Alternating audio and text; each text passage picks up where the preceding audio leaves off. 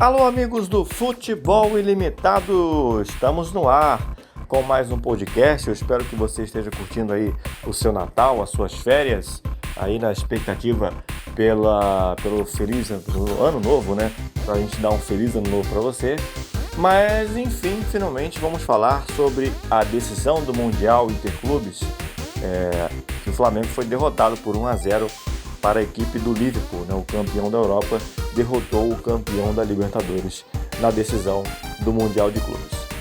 Mas antes da gente começar a falar desse assunto, eu peço, claro, que você deixe o seu like, que você compartilhe esse podcast com os seus amigos, com os seus familiares, a galera que gosta de futebol, que se interessa por este tema. Discuta conosco, comente, enfim, participe do nosso canal. É sempre muito importante que você se integre junto conosco nos assuntos que a gente debate aqui, tá certo? Enfim, aproveitando esse nosso momento de férias, né, para mostrar para você aí que o canal tá com uma aparência diferente nesse vídeo, né? Tanto na thumbnail quanto aqui no nosso layout. É uma coisa mais leve, né? Porque o YouTube tem aí seus novos regulamentos, suas novas regras aí de comunidade, agora tem também a questão de vídeos infantis e tudo mais, então a gente resolveu adaptar um pouco esse vídeo para debater esse tema com todas as idades e resolvi usar a minha memória afetiva com um dos meus canais de TV favoritos na minha infância para a gente conseguir falar desse assunto aí com um pouquinho mais de tranquilidade. Mas na verdade eu estive nesses últimos dias reparando a maneira e o comportamento de muitos comentaristas em relação à maneira com que tem se tratado a derrota do Flamengo para o Liverpool na prorrogação do Mundial. Enfim, se viu com bons olhos a temporada do Flamengo em si, né? Muita gente tem contabilizado apenas essa decisão. Acho que o Flamengo não conseguiu ser o seu limite. Acho que dava para ser um pouco mais. Acho que o Flamengo ficou devendo, principalmente no setor de criação. A defesa se comportou muito bem. Se falava muito do lado esquerdo do Felipe Luiz. Eu acho que o Flamengo teve um bom comportamento. A questão é que o ano do Flamengo preza com que ele saia dessa decisão, mesmo sem o título, com o dever cumprido, né? A exigência era menor, diferente de outros times brasileiros que se concentravam apenas na Libertadores e no Mundial de Clubes, em uma futura decisão, enfim. O Flamengo se dedicou em todas as competições e abertamente em todas elas conseguiu aí a conquista do Campeonato Carioca no começo do ano, com a habilitação do Jorge Jesus, o título brasileiro e consequentemente também o título da Libertadores. Então chegou para essa decisão no Mundial muito mais leve. E fez uma partida, assim, dentro das expectativas pelo menos, razoável para boa, né? Levou para a prorrogação uma decisão contra um time que é muito superior, a gente sabe disso, mas jogando na medida do possível de uma maneira igual, né? O Liverpool teve suas oportunidades, sim, mas não foi um avalanche, né? Não foi um atropelamento como muitos podiam imaginar. A crítica que se é feita a muitos dos jornalistas que elogiam a postura, a posição do Flamengo nessa decisão, eu acho válida, porque algumas vezes as coisas são ditas de maneiras um pouco exageradas, digamos assim, né?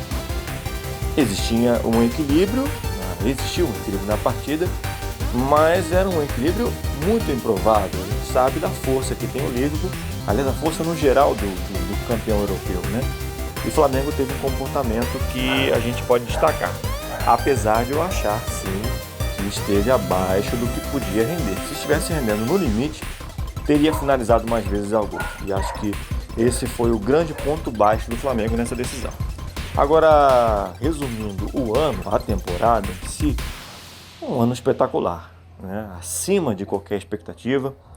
Flamengo, que em Libertadores da América era completamente maltratado, desrespeitado, desde o título da Libertadores não fazia uma campanha decente, que convencesse, que tornasse de fato o Flamengo um candidato a Libertadores, um time combatente de Libertadores, uma equipe capaz de dentro das suas proporções, né? não só de torcida, ou de clube, enfim, uma importância internacional que precisava ser resgatada. O Flamengo conseguiu com essa temporada. O Flamengo não tinha nada, e eu digo até isso, parte do princípio do Jorge Jesus, e hoje tem tudo graças a ele. Conseguiu modificar os retrospectos recentes em competições internacionais, falando principalmente da Libertadores. Aí eu lembro um fator interessante, né? O Jorge Jesus acabava de chegar no Flamengo e o Flamengo foi eliminado da Copa do Brasil pelo Atlético Paranaense, que inclusive foi o campeão, né? 2 fases depois. E o Jesus, no seu comportamento de gentleman, né? Um cidadão de muito respeito, né? Pediu para que a equipe aplaudisse a torcida, né? E a torcida respondeu com vaias naquela oportunidade. O Jorge Jesus não estranhou, ele sempre teve esse costume na vitória, na derrota, de levar os jogadores a aplaudir a torcida, o esforço que o torcedor fez na partida, né? Para poder apoiar o time a todo instante. E mesmo naquela resposta de vaias do Maracanã, né? A tranquilidade e a serenidade com que o Jorge Jesus encarou aquela eliminação para o Atlético Paranaense, que talvez fosse muito mais dolorosa caso o Flamengo não conquistasse o Brasileiro e a Libertadores, deu um certo ar de que o Flamengo estava indo para o caminho certo, né? Depois de muitos duvidarem nessa contratação, uma contratação assim fora do radar, o Jorge Jesus passou ali rapidamente pelo radar do Vasco da Gama, pelo radar do Atlético Mineiro, e muitos desconfiavam o porquê, né? Acreditavam que fosse talvez um empresário que estivesse ali conseguindo colocar Jorge Jesus no radar brasileiro. E depois se provou aí sim um grande acerto, né? Afinal, o treinador, com sua metodologia de trabalho, que muitos dizem que é o padrão europeu, não é.